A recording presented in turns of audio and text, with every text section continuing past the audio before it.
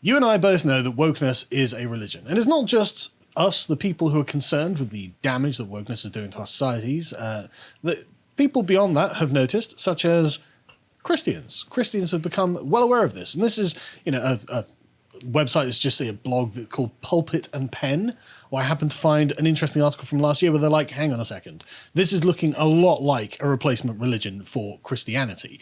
And so I'm going to just give you a few, their framing. I quite liked it, to be honest. As a student and teacher in the counter-cult movement for many years, I've both studied and taught how new faith systems spawn from infancy and grow into full-fledged organized religions. It is my assessment, in no uncertain terms, that what America is witnessing is the birth of a new religion that will dwarf all other forms of religion in just a decade. The traditional prominent faiths of the United States, Protestant evangelicalism and Roman Catholicism, nice sneaking in of Catholicism there, will soon be replaced by an altogether new religion that we are watching being born before our eyes. It is my belief that the rallies and protests we are seeing happen in major cities are in fact religious gatherings. Very true. I agree. And so what's the psychology behind this? I mean, the psychology of religion in general. The sort of like Black Lives Matter protests. I mean, they look like religious organizations. Well, I think they must be people who clearly don't have very much meaning in their personal lives, right? They're not exactly the cream of the crop as society goes, especially considering the Carl Rittenhouse case. I mean, the people protesting the Black Lives Matter cause, not exactly model citizens, are they? I mean, I would describe them as scum of the earth, but that's only because there's a remarkable number of child rapists in their ranks. So I think in the absence of any meaning, they want to come together with other people who have similar beliefs that they do and kind of unite around some animating principles because it provides them with meaning that's absent in their otherwise degenerate lives. But notice how it's very transcendental as well. It's like, it's the white supremacy that we're fighting, the evil demiurge of the universe that's out there somewhere. Like institutional racism and white supremacy are basically the original sins of Catholicism, aren't they? But they're also nicely intangible as well. Like, Larry Elder can be the face of white supremacy. It's like, what? It's something that you can't put your finger on, and so can never really be disproven. That's the point. Absolutely, yeah. So if Christians are to survive in America, we must as soon as possible properly and accurately classify the social justice movement as a religion, so as to receive the protections afforded to us in the Establishment Clause of the US Constitution. If not, we will soon find ourselves to be the victims of state-sanctioned religion that uses the power of bigotry against our more traditional Christian faith. And I agree with that. I mean, they are absolutely going to do everything that they can. This is why I recommended watching that repressive tolerance essay by video that we did about Herbert Marcuse's essay, because they absolutely will do everything they can to censor and erode the concept of traditional religion, because that to them is counter-revolutionary, which it is. Well, it's a competing religion, isn't it? You only need to see, you don't even need to go to modern religions. I mean, religions are hostile to ones that are rivaling their own narratives, aren't they? Absolutely. But the religion of social justice has a particular sort of apocalyptic end times that they're trying to bring about, and they view traditional religion as inhibiting that. So they'll do everything they can, just shear it away bit by bit. The characteristics of religion. So again, they're not just saying this, right? They've got a series of characteristics they lay out, and once you hear them, you're like, okay, yeah, that does sound a lot like it. So they've got the sacred literature. Feel free to check out any of our premium podcasts on critical race theory or critical theory. Identifying doctrine, intersectionality. Strong opposition to the cultural status quo, of course, totally religious, totally radical and revolutionary. Characterization of non-adherents as lost, damned, or evil. White supremacists. Acts of worship that include singing, prostration, kneeling, or chanting, fervent proselytizing, and public demonstrations of worship, some form of confession and penance, and messiah figures, usually martyrs, who are elevated as either saints or saviors. Now, social justice does all of these things. I mean, we've seen, what were the chants? They've got no justice, no peace, things like that. Yeah, stuff like that. They've got loads of these weird chants. They of course do the public kneeling that we saw in the picture at the beginning of this. They do various sort of singing and chants, stuff like that. Fervent proselytizing. They do nothing but proselytize. They sit there and go, oh well, they're constantly proselytizing social justice in absolutely everything they do. They do their public demonstrations of worship, and they have their messiah figures. If we can get to the next one, John. If you can scroll down a little bit, just I think George Floyd is an angel, forever breathing in our hearts, as the Halo says.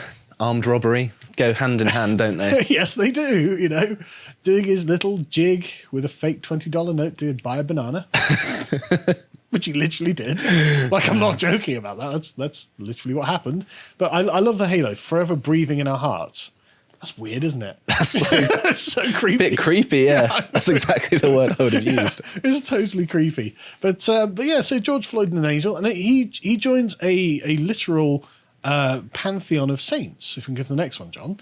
Literally the saints of Black Lives Matter. Follow me on Getter, by the way, so I'm really enjoying the platform. But literal canonization of saints. You can see Colin Kaepernick doing the obligatory kneeling. This is a religion. This is what this looks like. This looks like it could have been painted on the inside of a cathedral.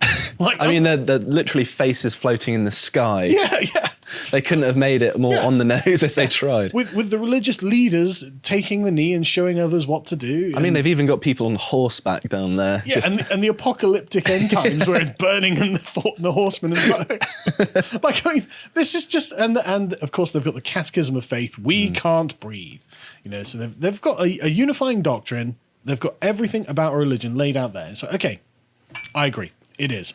And so there is just one thing missing from this. But it's not really missing. It's just not properly codified yet. But as you can see, George Floyd is in the middle. Why is George Floyd in the middle? Because he's the son of God. That's why.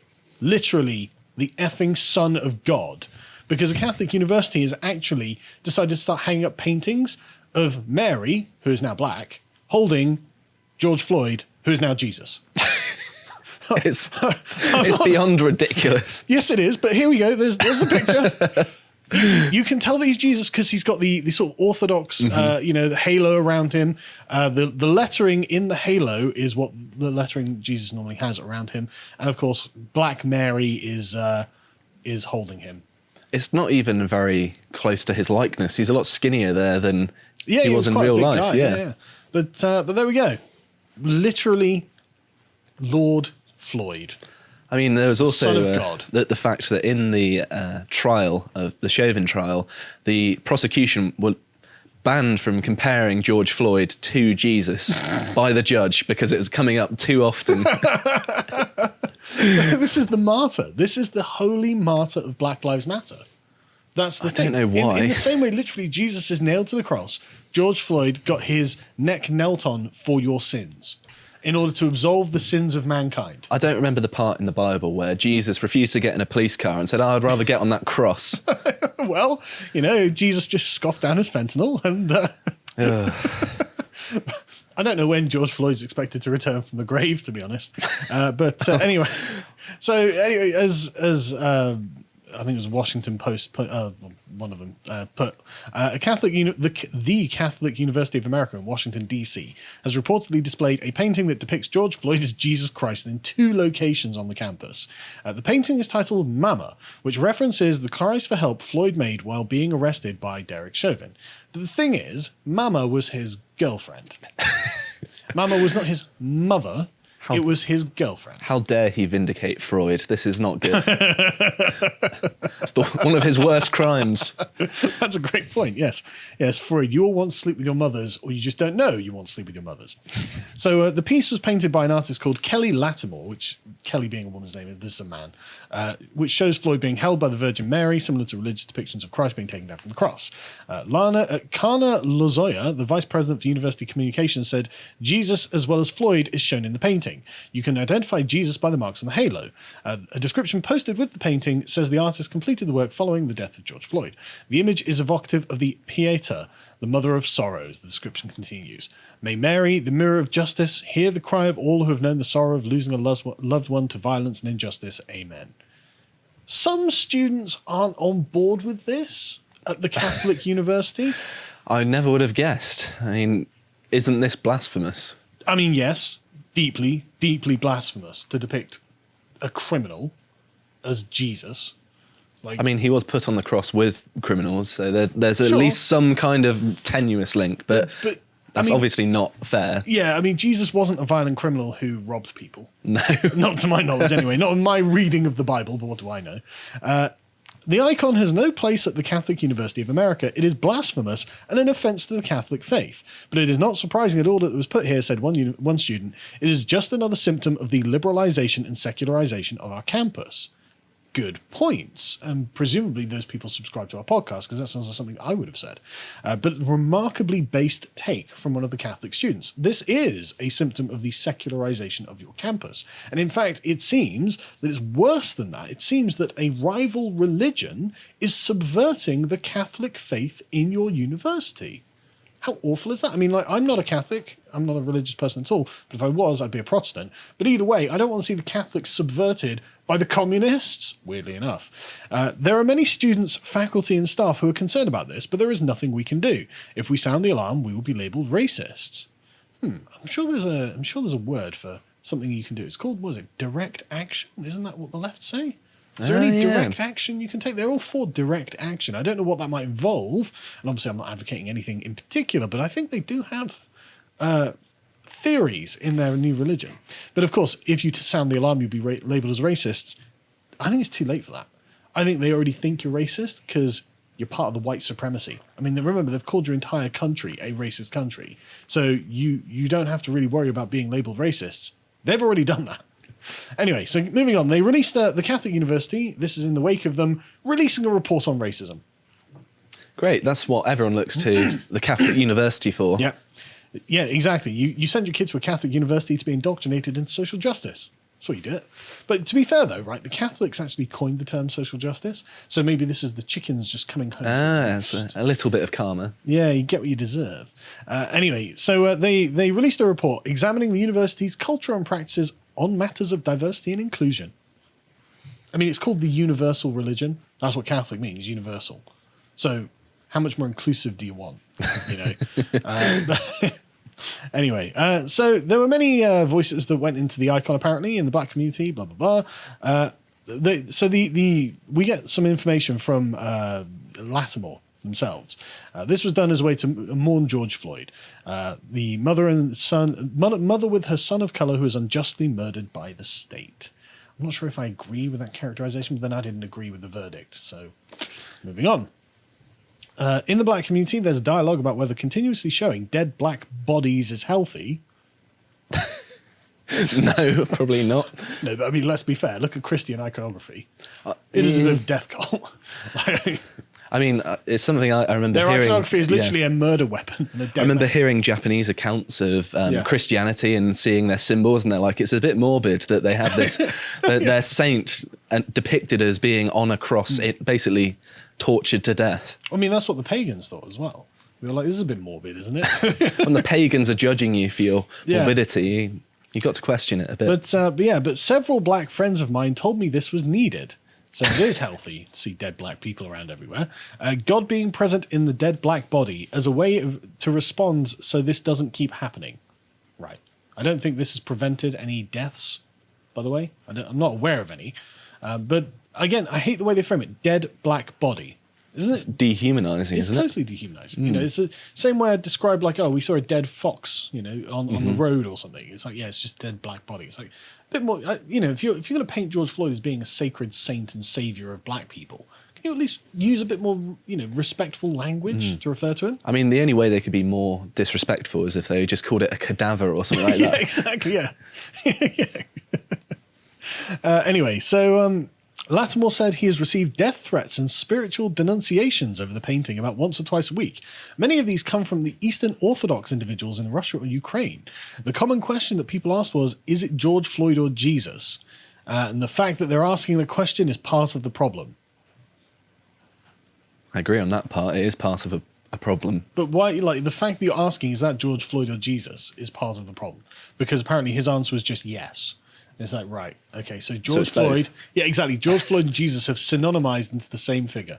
So is he actually seriously claiming that George Floyd was some kind of reincarnation of Jesus himself, or just that's in the painting?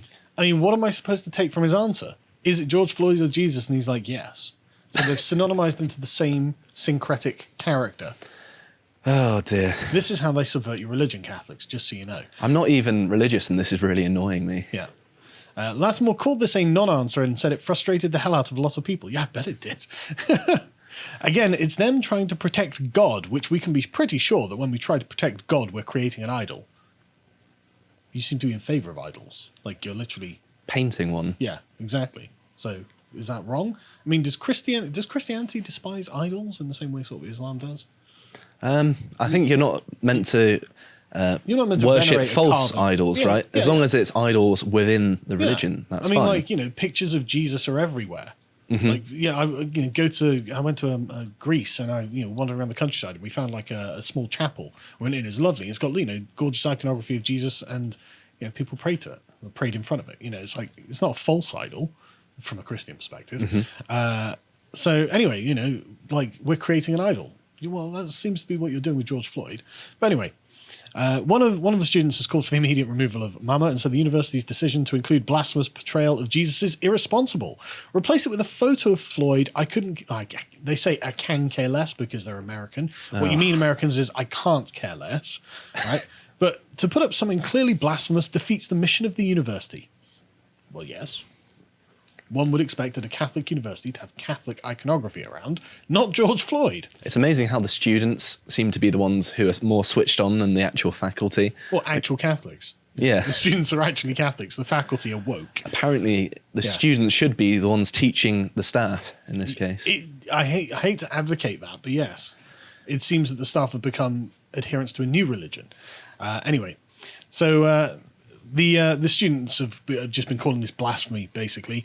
Why is it there? Well, simply, those in the school's administration are woke liberals.